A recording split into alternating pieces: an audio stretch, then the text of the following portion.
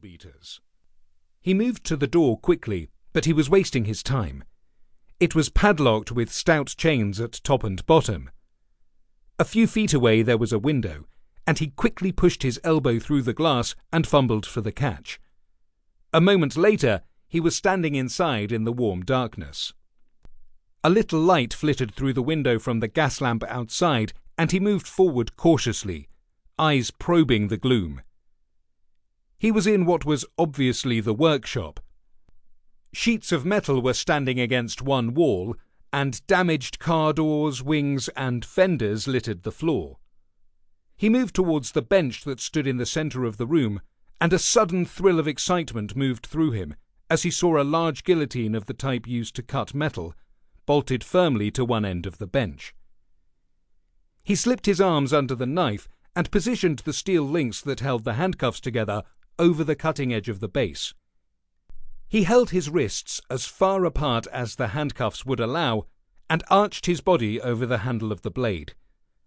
Sweat trickled down his forehead, and he took a deep breath and pressed downwards sharply. The knife went through the metal link as easily as wire through butter, and he stepped back, his hands free. There were some metal lockers in one corner of the room, and he examined them quickly. Most of them were padlocked, but one opened to his touch. Inside he found a tin mug, some greasy overalls, and a pair of steel-capped industrial boots. He sat on the edge of the bench and pulled them on. They were a size too large, but he quickly laced them up and moved back to the window. It was quiet outside, and for a moment he listened to the rain drumming into the ground and the faint, faraway sounds of traffic in the main road, before he swung a leg over the sill and scrambled out into the alley. He pulled the window down, and a voice said harshly from the darkness, "Hold it right there!" A young constable moved into the lamplight, rain streaming from his cape, and reached out towards him. He moved slightly, the light falling directly onto him, and the constable stood quite still. His face turned yellow and sickly in the lamplight, and there was sudden fear in his eyes. "My God! Martin Shane!" Shane didn't give him a chance. His right foot kicked out viciously, the steel toe cap of the boot catching the constable under one knee, so that he screamed and fell back against the wall. There were tears of agony streaming down his face, and he fumbled for his whistle with one hand.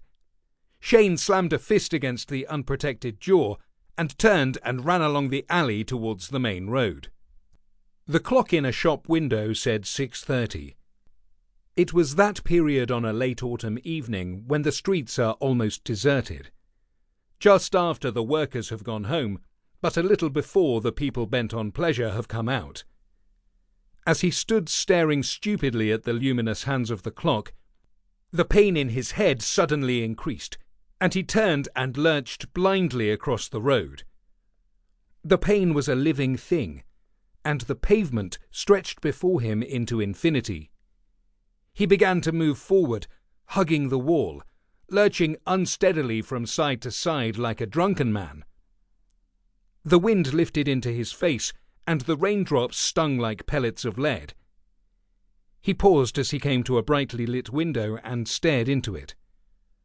There was a tall mirror in the back of the window, and a man looked out at him. Black hair was plastered across the high forehead. One eye was half closed, and the right side of the face was swollen and disfigured by a huge purple bruise. The mouth was smashed and bleeding, and the front of the shirt was covered in blood.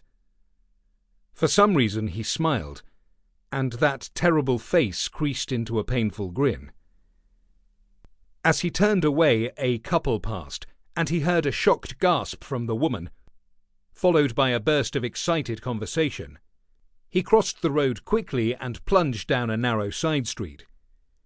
He kept on walking as fast as he could, turning from one street into another, moving farther away from the centre of town.